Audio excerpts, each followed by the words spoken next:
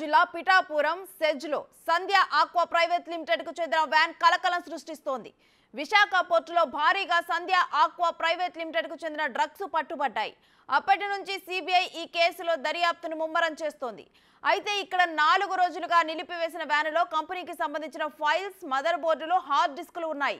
వీటిని ఇప్పటి వరకు కూడా సిబిఐ అధికారులు స్వాధీనం చేసుకోకపోవడం విశేషం. దీనిపై స్థానికులు ఆందోళన వ్యక్తం చేస్తున్నారు. ఇక ఇదే అంశానికి సంబంధించి మరింత సమాచారం మా ప్రతినిధి రాజేష్ ఫోన్ లైన్ ద్వారా అందిస్తారు. రాజేష్, ఈ వ్యాన్ మీద డీటెయిల్స్ ఏంటి? మొట్టమొదటి చూస్తుంటే గత 3 రోజులుగా రాష్ట్రంలో సంచలనం రేగిస్తున్న సంధ్య ఆక్వా ప్రైవేట్ లిమిటెడ్ సంబంధించి పొలంపేటలో ఉన్న గోడౌన్ వద్ద ఈ విషయం అయితే బయటపడింది. మొన్న రాత్రి సిబిఐ అధికారులు లోపలికి వచ్చే ముందు వాళ్ళు లోపలికి వెళ్ళగానే ఒక బస్సులో ఫైల్స్ తో కూడిన కాటన్ క్యాటరింగ్ మొత్తం బాక్స్ తో కూడిన ఒక బస్సు అయితే బయటకు వెళ్ళింది. ఊరి చివరికి వెళ్ళిపోయిన తర్వాత అజ్ఞాత ప్రాంతంలో బస్సు ఇచ్చి వెళ్ళిపోయారు. డ్రైవర్ యొక్క బస్సు తాళం వెళ్తారు. దాంట్లో మాత్రం పెద్ద పెద్ద కాటన్ బాక్స్ అయితే ఉన్నాయి. మొత్తం స్టీల్ బాక్స్ ఉన్నాయి. దాంట్లో ఫైల్స్ ఉన్నాయి, సిడీలు ఉన్నాయి, ఇవన్నీ కూడా ఉన్నాయి.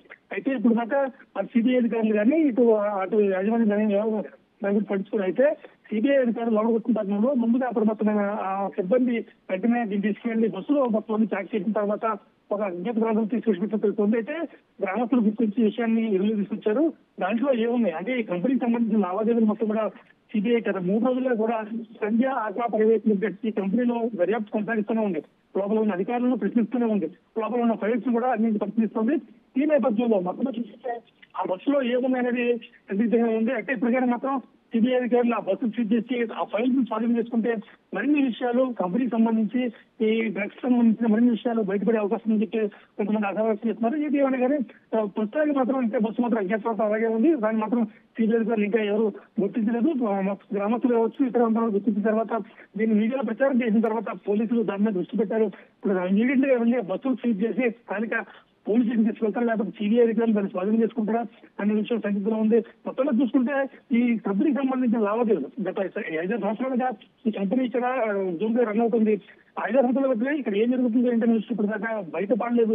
ప్రస్తుతం సిబిఐ దాడులు జరుగుతున్న నేపథ్యంలో ఆ కంపెనీలో ఇప్పుడు దాకా ఏం జరిగింది, ఆ ఫైల్స్ లో ఏమున్నాయి, దాంట్లో ఫైల్స్ లో మాకు సీడీలు ఉన్నాయా, లేకపోతే ఇంకా ఏదైనా ప్రాడక్ట్స్ కానీ డ్రగ్స్ కానీ ఏమైనా ఉన్నాయనే విషయం సందేహంగా దీని ప్రస్తుతం మాత్రం ఆ బస్సు అక్కడ ఉంది. ఈ విషయాన్ని గుర్తించే మరి కాసేపట్లో సిబిఐ అధికారులు ఆ బస్సులో క్యాష్ చేసి దాంట్లో ఉన్న వస్తువులు కావచ్చు, ఫైల్స్ కావచ్చు, కాటన్ బాక్సులు కావచ్చు, వీటిని స్వాధీనం చేసుకునే అవకాశం ఉంటుంది.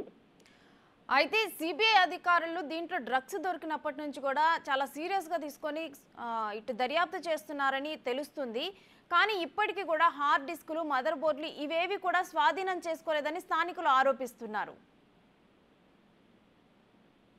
ప్రస్తుతానికి సంబంధించి చూసుకుంటే మొత్తం సిబిఐ అధికారులు గత 3 రోజులుగా సంధ్య ఆక్వా ఇండస్ట్రీస్ లో లోపల దర్యాప్తు జరుపుతున్నారు. రకరకాల సిబ్బంది మేనేజర్ స్థాయి నుంచి కింద వాచ్మెన్ దగ్గర కూడా ఎవరిని బయటకు వెళ్ళించే పరిస్థితి. ఈ నేపథ్యంలో ముందు సిబిఐ అధికారులు మొదటి బృందం 7 సభ్యులతో కూడా బృందం ఆక్వా కంపెనీ లోపలికి వెళ్ళింది. లోపలికి వెళ్ళిన తర్వాత వాళ్ళు లోపలికి వెళ్ళగానే ఒక బస్సు ఉండే కూడా ఫైల్స్ తో కూడిన ఒక డ్రైవర్ అయితే కేవలం ఒక డ్రైవర్ మాత్రమే ఉన్నాడు. ఆ సీసీటీవీ ఫుటేజ్ చూశారు.